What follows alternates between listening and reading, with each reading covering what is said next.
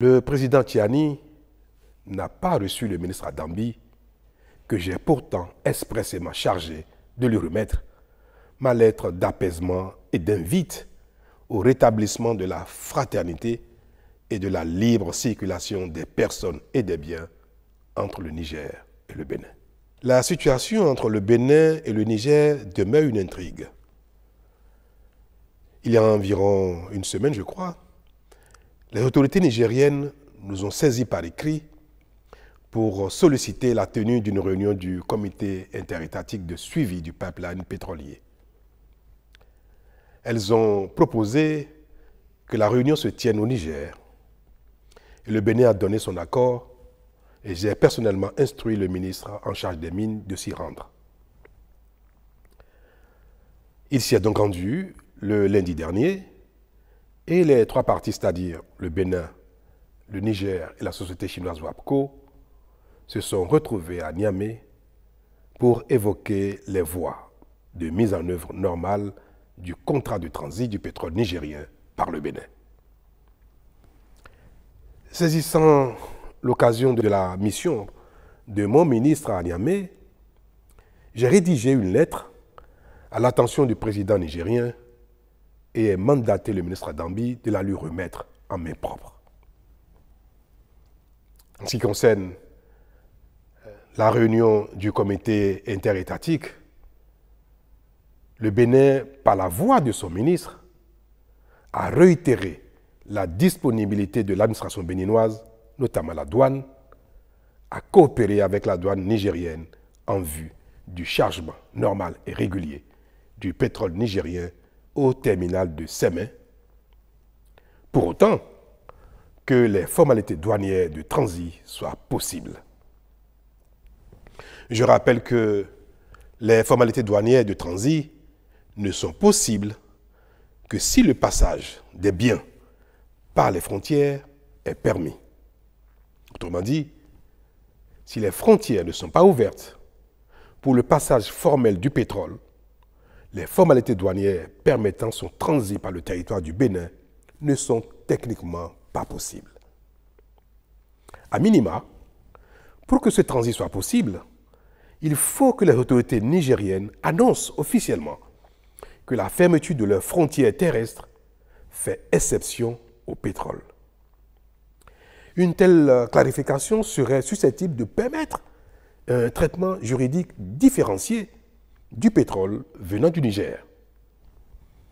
À défaut de ce minimum, toute formalité douanière de transit du pétrole reste légalement impossible entre le Bénin et le Niger. Telles sont donc les clarifications que le gouvernement béninois a chargé le ministre Adambi d'apporter à nos partenaires à Niamey.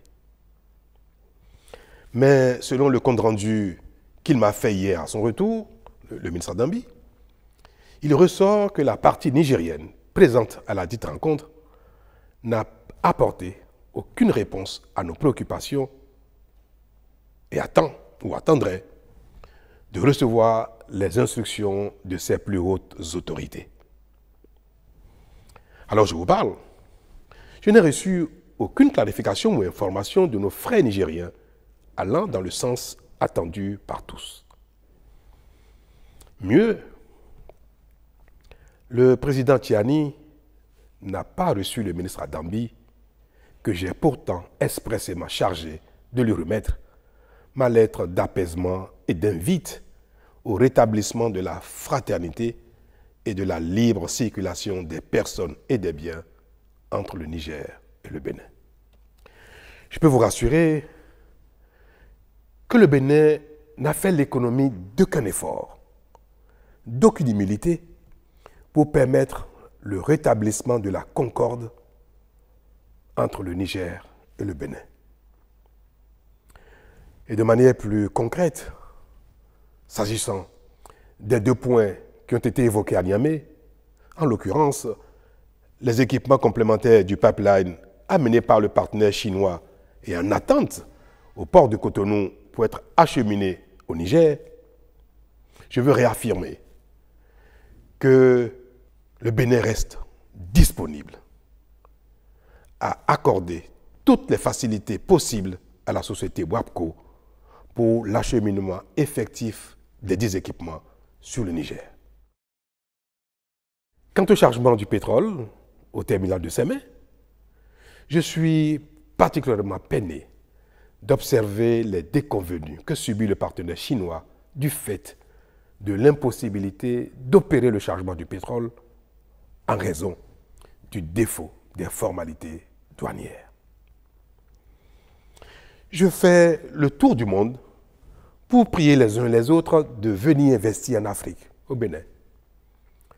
Parce que pour nous, c'est la principale voie de nous développer.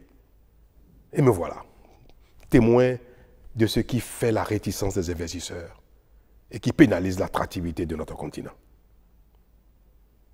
Mais je garde l'espoir que l'apaisement des relations entre le Niger et le Bénin ne saurait tarder davantage parce qu'il n'y a aucune raison qui justifie la méfiance et l'attitude de nos frères du Niger.